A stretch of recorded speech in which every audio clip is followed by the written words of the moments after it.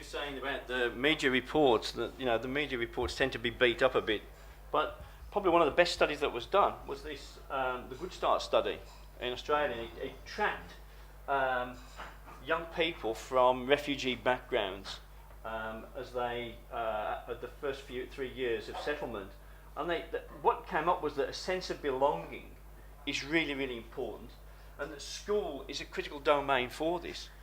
And so, we were thinking, well, what is the current situation in schools, and what happens as they transit, particularly, out of these intensive English centres.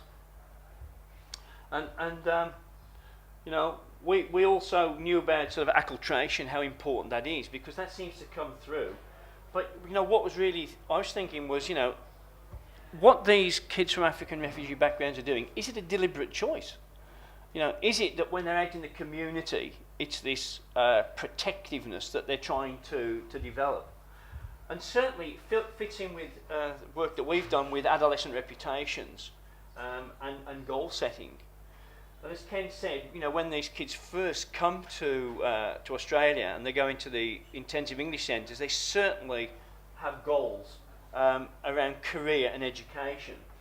And so we were looking at trying to sort of input our sort of work on goals and reputations into this, along with positive mental well-being. And we're now trying to develop a new measure of post-traumatic stress disorder for this population. So, our work on reputation-enhancing goals theory says that people, adolescents, set goals that are congruent with the identity that they wish to establish. And you think about the media reports just where there was that boldness, the proactiveness. We could say these kids are doing this because they wish to be seen as criminal, to be delinquent, to be hard. They do things in front of others. There's no point in doing the delinquent behaviours on your own, unless you're what we know is a loner. About 6% of kids are loners. They commit crimes on their own. But even then they have reputations. Because visibility is so important. It's the social visibility that gets feedback whether you're doing the right thing. And also, as we said, is that it's a strategy of self-protection. And so, what we're saying is, do these kids actually do these things deliberately? And this is a sort of a representation of the work we've done over the last 15 years, which says that young people either choose a social image or an academic image.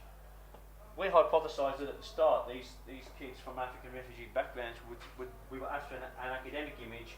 You can see the goals they set are career, education, interpersonal type. If they want a social image, their reputational freedom and power and autonomy, self-presentation, physical type goals. And they either set the non-conforming, the conforming, and self-presentation is equal for both of these types of activities. So the goals they set, the social goals they set, is in line with a non-conforming reputation, and the academic is a conforming reputation.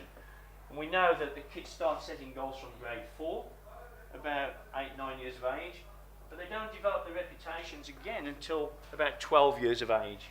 So we've got that great gap to try and do something with with young people. So we had this group of kids, 120 from African refugee backgrounds. 60 of them were in the intensive English centres. 60 had gone into mainstream schools, and 60 were matched non-Australian, Australian, non-African, non-refugee. And so I'll just quickly show these are the measures that we administered. The reputation enhancement scale was extensively evaluated. It's now used in 80 countries throughout the world, and it looks at the kinds of reputations that young people set. And we looked at whether it was proactive, reactive aggression, physical or verbal. The first thing we found is in terms of the goals that they set, remember we ideally want academic goals, is that the kids who are in the intensive English centres, you can see, set predominantly academic goals and very few social goals. The kids who have moved out of the IECs into the mainstream, it's flipped on its head. And of course the Australian mainstream kids, they're not bothered either way, they'll set sort of equal numbers, But again, ideally they're setting academic type goals, which is what we want. And the amount of control that they believe they have over these goals, look, out of the 60 kids in the IECs, 52 believe they have total control. But the kids who are moving to the mainstream schools, only, 7. So we have this real change in goal setting. And remember, goals are so important. And you can see that the greatest levels of commitment to achieving your main goal came from these African kids in the IEC group. So the kids in the intensive English centres were the most goal-oriented, the most committed to achieving the goals, and they were conforming type goals. And when you looked at, and again, this is a series of multivariate analyses of variance with these follow-up univariates and then Sheffer post hocs, and you can see that this is saying that group 1 is different to group 2, and group 2 is different to group 3. All 3 groups differ. And you know what? The kids in the IECs had the sort of the best and the highest goal categories. They set the lowest delinquencies and so forth, and the highest traditional, the highest sport and academic and so forth. So this is a group with all the things that we want. When you see SC, that's socially conforming, and an SD is socially deviant. And this is how they perceive socially conforming activities, they perceive socially deviant activities, they perceive others who are involved in social deviancy. This is whether they have conforming self-perceptions of the self and so forth. Ideal, these are non-conforming self-perceptions. The kids in the IECs had the most conforming self-perceptions. These kids are ideal. These are the kids that you want in your classrooms. Absolutely. And they committed fewer delinquent activities. You can see the different kinds. The kids who are in the mainstream schooling the African kids were committing the most. You can see here again with aggression, they were the least aggressive kids. Look, 0 levels of aggression, very low levels of aggression compared to the others. And again, they had the highest levels of connectedness to school and to teachers. So these kids are just the ideal kids that you want. The kids who have come from African refugee backgrounds in intensive English centres. Okay? We did these mediation models just to show that school connectedness was so important. School connectedness was the most important thing we need to focus on. But the question is, when we look at this summary of these outcomes, what happens to the kids when they transition into mainstream schools? And so we said to them, okay, let's follow these 60 kids from the intensive English centres as they go into the mainstream schools. So we administered these same ones within 6 months of them going in again. And guess what we find? So this is when they're in the IEC, and this is them now in mainstream school. Academic goals have dropped from 51 to 24, and the social goals have gone from 9 to 36. An absolute flip over within 6 months of going into a mainstream school. We have significant reductions in the academic goals, significant increases in delinquency type goals, reputational goals, the goals we don't want them to set. We also find that they had a reduction in the amount of control they believed they had over achieving the goals. There was a change in commitment, but they weren't significant. But look at this. Significant increases in these good kids in all types of delinquent activities within 6 months of going into mainstream schools. The only one there was no change was for hard drug use. And also we find that when we look at the reputational stuff, we have significant reductions in the law-abiding and significant increases in law-breaking types of social conforming and socially deviant reputations. So they're setting the goals to get these reputations, and these are the reputations that they're actually achieving. We have no changes in these conforming ones, but social identity, their self-perception, and how they ideally want to be seen by others, there was significant reductions in the conforming, significant increases in the non-conforming. So they're now saying they ideally want to be seen as gangsters, well, for a better useful word. And again, in terms of the power and the activities they get involved in, we find there's significant reductions in the ideals and significant increases in the non-ideals. We also found significant increases in all types of aggression and massive reductions in connectedness to school and teacher connectedness. What we're now saying is we need to do is to actually follow these kids, not only from when they finish this is the first study that's been conducted, empirical work, to show what's happening. But to me, I'm saying is this underlying mechanism is a deliberate choice. That when they're going to mainstream, I think it's more of a survival thing that they have to do, just like adolescents who are into delinquency. I think also it's the fact that teachers are under curriculum pressure. They have to present. They have a curriculum to present, and they've got a time frame. And when you've got 3 or 4 or 5 or 6 of these young people in your class, and you've also got your normal, regular, everyday students who are struggling as well, teachers are very stressed. They just don't have the time to do it. I think they probably have the will to do it if they had more time to do it and were less stressed.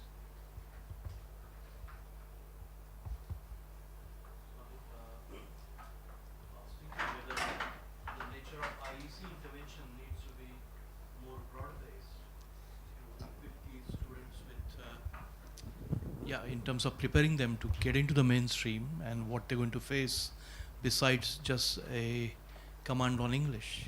Yeah, but in the IEC, there is the very strong focus on the language, learning the language, but they also have schoolwork to do. But of course, these young people come into the country with almost no schooling. So even though they might be, just for example, 13 or 14 years of age, they're not going to make up all that missed school in the 2 years that they're in there. So they may, for example, have no schooling. They'll come out perhaps at 14 years of age, and they're probably still at a basic year 2 level in reading, writing, and arithmetic. And they're not going to be able to make that up. And the issue when you get into the mainstream school is the teachers are under such pressure to present the curriculum that they're just not able to spend the time with these young people. It's really unfortunate. I think that there probably should be more, Steve was saying, should they stay there longer or should they just be exited as soon as possible? I think there's a medium, a happy medium where they should be transitioned over a longer period. So they're not just cut off, but in fact there's a transition, maybe 1 year, maybe 18-month transition period. I think the good thing is we've shown empirically that they set goals which we really want, and they have these high ideals, and they're committed to them. And the higher the level of commitment, then the greater the chance of achieving your goal. But the problem is that that soon evaporates once they get into mainstream schooling. Have you checked the position of the parents? Yeah. The parents are actually very supportive. Good. And where we were doing this work is it's an interesting school because I think it used to be about 800 students there, and what's happened now is that there's now about 500, and of those 460 are from African refugee backgrounds. And the parents, they've tried to actually, with this work we had interpreters in, we had evenings where the parents came in, and the parents are very supportive. The problem is that these kids are getting a lot more feedback and reinforcement from the activities that they do out on the street, and from being bad boys, from the non-conformity. And so you can see the goals are changing. The connectedness to school drops, and involvement in all the kinds of activities that we don't want them involved in. Yeah. There's also the issue of the traditional way that they would manage the young people. True. You had the elders and other people like that helped manage their tribe or their society, whatever it happens to be. They're not present. And we have our own rules and regulations that say, for just as an example, you can't beat them. You're not allowed to hit them. So the parents are sort of between a rock and a hard place. They have their traditional way of management, which they're not allowed to use anymore. So the parents in many, many instances are feeling quite helpless. So, okay. Okay. Yeah. So, what are your thoughts on how the media portrays these kids and the impact Sure. that has on them and their Well, it's like all things. If you want to give somebody a reputation, you portray it as it did. So the media are actually helping these kids attain the reputations they want. You know, it's just social visibility to the nth degree. I remember that there was somebody called Captain America who said, he was a ex-Chicago police officer, and he said, what you do is, for things like this, you give zero publicity. So in schools, you remove all visibility of the things that the kids do. But for the heinous kinds of things, like the things that you saw that they were doing, you know, this guy, he beat up an old lady and stole a handbag. Then you publicise that and you destroy the reputation. But what Captain Good didn't do is he didn't realise that you might destroy that reputation, but then it bumps them off to do other things elsewhere, you know. So I think you have to, the media should be taking more responsibility in the way they report these things, because, you know, we're saying about the gangs in Melbourne, you know, it just increases the reputation and more kids want to join. You know? It's like those last photos from the newspaper that were up here. You know, when I first saw those, my immediate thought was, I'll bet the photographer said, look dangerous. And so, of course, these kids look dangerous. And that's enhancing their reputation. They're thinking, oh, look at me, I'm on the front page of the paper. I guess the media also selectively. Of course. Yeah. You know, there is a lot of selective reporting, Of course, because yeah. I work with children all the Yeah. time, and I see definitely a lot of you know, average white Australian teenagers getting into a lot more trouble than these refugee Yeah. kids, Yeah. and they don't get the same media attention that these kids do. And also these kids, there are lots of other confounding kind of variables Oh, yeah. in this school Of course. education system, Yeah. not just the English language or or mainstream. A lot of settlement issues, a lot of family issues, a lot Yeah. of sort of social support issues that all contribute, and unless otherwise there is multi-level, multi-layered intervention, I think these kids would be lost in the system, unfortunately.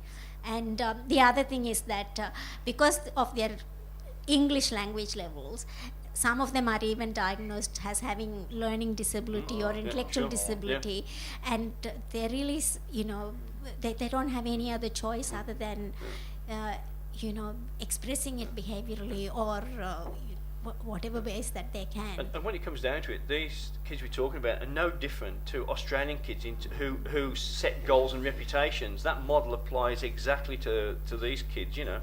And the multiple mediation models that we run sort of showed that, that it really is. There are certain things, particularly connectedness, is important, That's critical. Yeah. Okay. Yeah. Okay, I'll do this last one. Thank you very much. Which is which is on loneliness, conceptualizing loneliness, and just again, you can read it, but basically, really the important thing about loneliness in adolescence, it's the quality rather than the quantity of friends you can have. You know, in that, you know, you can have one friend and not be lonely. You can have 600 friends and be lonely. Particularly, you know, when you talk to adolescents now and you say, how many friends have you got? And they say 1,300 because it's on Facebook. But, you know, that's not friends. But we know that really, if you do experience loneliness, you know, it can really become a really deep sense of social isolation and paralysis. And so, the first thing about loneliness, it's heterogeneous. Okay, loneliness isn't stable over time, you know, and it doesn't follow the same patterns. It can actually be transitory, it can be stable, it can increase, it can decrease, it can be a slow or rapid, it can be consistently high. These are the kinds of trajectories that have been established on the loneliness work over particularly the last sort of 5 years. Now, I think I didn't realise just how adverse loneliness could be. But, you know, it's a stronger risk factor as smoking, obesity, sedentary lifestyle, high blood pressure. And, you know, if you're applying for grants and you put this kind of thing in, particularly in the medicine grants, you know, that's seen as high impact. But if you're non-medical medicine and you put it in, And you can see here that the odds ratio for increased mortality as a result of loneliness is double the odds ratio of increased mortality for obesity, which shows just how serious an issue loneliness can be. In adolescence, loneliness is normal. You know, the kids are going to be lonely at some stage, particularly when you look at reputations and how identities change, right? And the social expectations, because, you know, as we get to that crucial sort of 14, 15, you know, we're identifying more with peers rather than families, and we're moving away from those kinds of things. But it is experienced to differing extents. And the problem is when it becomes persistent, and it can become a barrier to social development. And then it has an impact on mental and physical health.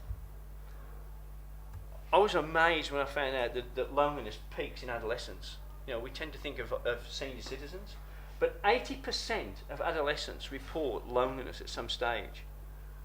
And 50% say it's recurrent, but 20% consider it to be persistent and even painful. 20% of adolescents is a huge number. And it's linked, adverse links with these kinds of things you can see. Depression, recreational drug use, well-being, eating, sleep disturbance, alcohol use, blood pressure, diminished executive control, cognitive decline, etc., etc. So the adversity of loneliness is well established. The big problem has been is that, and we still do it, is that it's been measured unidimensionally. The main measure that's been used has been the UCLA loneliness scale, which is unidimensional. But the fact is that that is then saying that we all experience loneliness the same and to the same extent, which is clearly not true. Because we know that 20% it becomes painful, whereas for others they're feelings which are transitory that sort of come and go. And so now we really look mainly as a multi-dimensional construct. And I think the work of Goossens in Belgium, I think, was one of the most compelling arguments. And he came up with a 4-factor model. You see the 4-factor model there. But the big problem with measures up to now is that they've had overlapping things. Depression isn't loneliness, anxiety is not loneliness, hopelessness is not loneliness, but they put items into these measures and it confuses it. And so we really need good, clean measures of loneliness. So we developed the Perth Aloneness Scale. And just to show you how we did it, we looked at all these existing instruments, particularly the ones that had adolescent items. We got rid of all the duplicate items, the ones that weren't appropriate. We conducted interviews. This created 11 new items. So we had 79 items which we thought represented loneliness in adolescence. Tested the reading ability of the new instrument, which a lot of people haven't done, and so you find that a lot of younger people have real problems reading the instruments. Ours was aimed at sort of 10-year-olds and above. So the first thing that we had this sample, so 1,074 kids, but we also got kids from rural, remote locations. And in Western Australia, you can be talking about a remote location which is, I don't know, 2,000 kilometres away, and the nearest neighbour might be, 500 kilometres? Yeah, so you're way away from everywhere. And in fact, we've got a colleague who works in one of these places, and we were saying to her, what's the highlight of the weekend? And she said, driving 300 kilometres to visit the nearest shop. So we were thinking, do kids in these rural, remote locations experience loneliness in the same way? And so we said, okay, following this first exploratory factor analysis, we said that loneliness is reflected in 4 factors. We have friendship-related loneliness. It's, having good, reliable, trustworthy friends, supportive friends that you can trust. And then we had the opposition, which was isolation, where you believe you have few friends, there's no one around to offer support. But then we did call this aloneness, but then we changed it to solitude. There's positive aspects about being alone. And you can see here, look, there are benefits of being on my own. I feel calm and relaxed when I'm by myself. I feel happy when I'm by myself. I want to be on my own. And then we have negative attitude to solitude. When I'm by myself, I feel lonely. When I get bored, I'm unhappy. When I'm lonely, time seems to drag. I don't enjoy things. I feel lonely. If I feel lonely, I don't know what to do. I'm unhappy being so isolated from others. So we had this nice clean factor analysis which gave us, very similar to Gusson's model, of a 4-factor model. And then we did a confirmatory factor analysis, which was a really nice sort of good fitting model. And just out of interest, we've just run this now with kids with ADHD, and we find no differences in terms of friendship patterns and loneliness in kids with ADHD compared to non-ADHD peers, which was quite surprising because we know they get rejected by others and they have fewer friends, but how they experience and report loneliness is no different to non-ADHD kids. And so we have a really nice clear model with good psychometrics, and we have a retest reliability over 9 months, again with all 4 of these factors having significant reliability levels. We also tested a 4-factor model and a 1-factor model, a 2, a 3, and an alternate 3. And no matter what we did, our 4-factor model came out the best. And so we're really confident to say that loneliness in adolescence is represented by these 4 factors. And this is the friendship-related loneliness, which is the good one, the isolation, the positive attitude, and the negative attitude to solitude. Now the question is, what were the findings? Well, females score higher than males on friendship-related loneliness. Okay? So girls say they have more reliable, trustworthy, supportive friends of a good quality compared to boys. And as students get older, the negative attitude declines and a positive attitude to solitude increases. So as the kids get older, they want to have time on their own. They want to be able to reflect, to relax, to spend time in solitude. The kids in the remote rural schools reported higher levels of negative attitudes to solitude. You know, they tell us that, well, you know, these kids out in these rural locations, they have so much to do.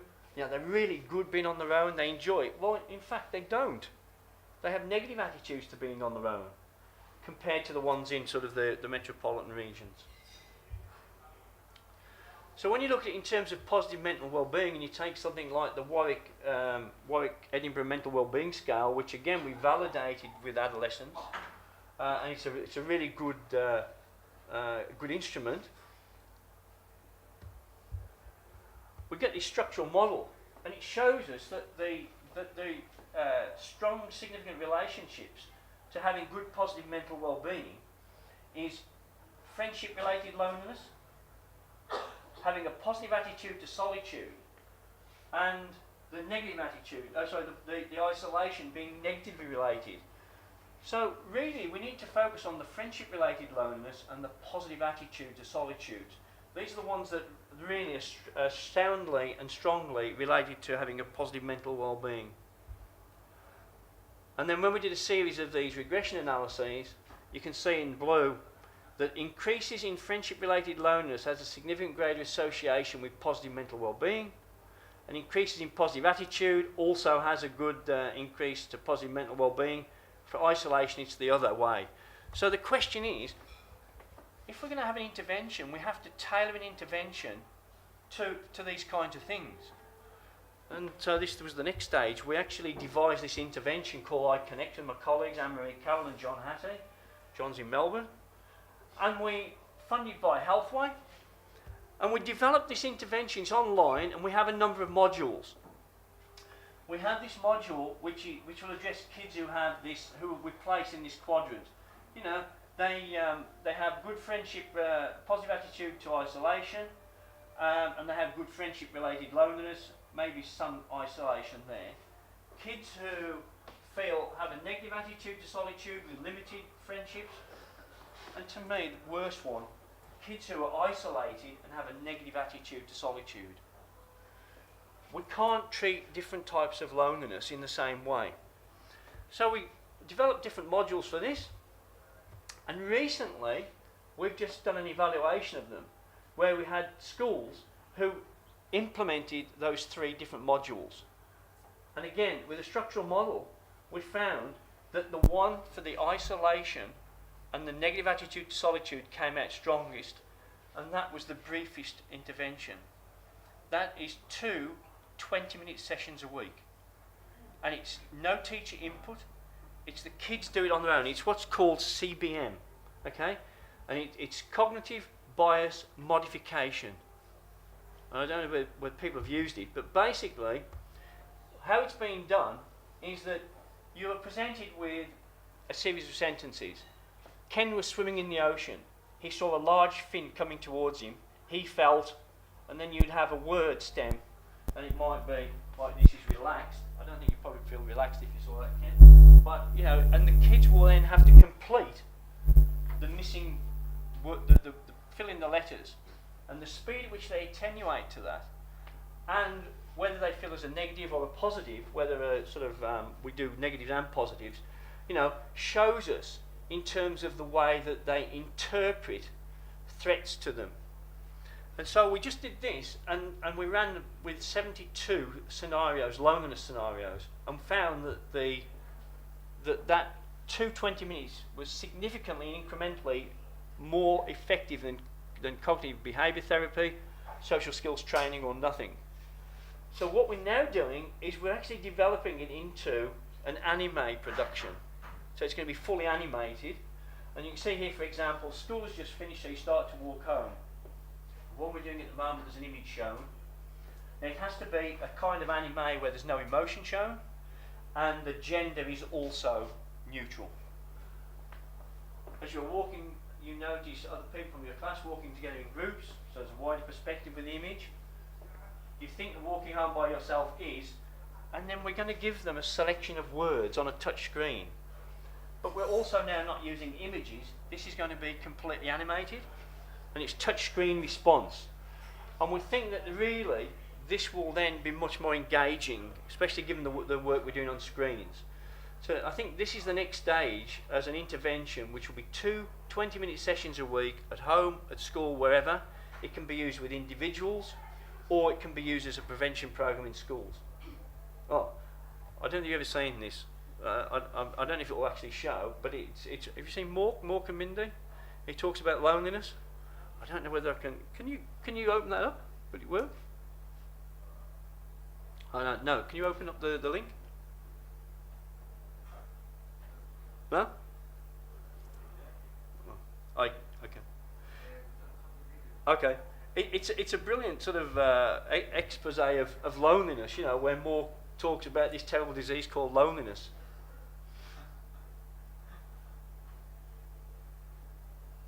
I love the bit, you know, where he says, when children are young, they're told not to talk to strangers. When they go to school, they're told not to talk to the person next to them. Finally, when they're very old, they're told not to talk to themselves. So who's left?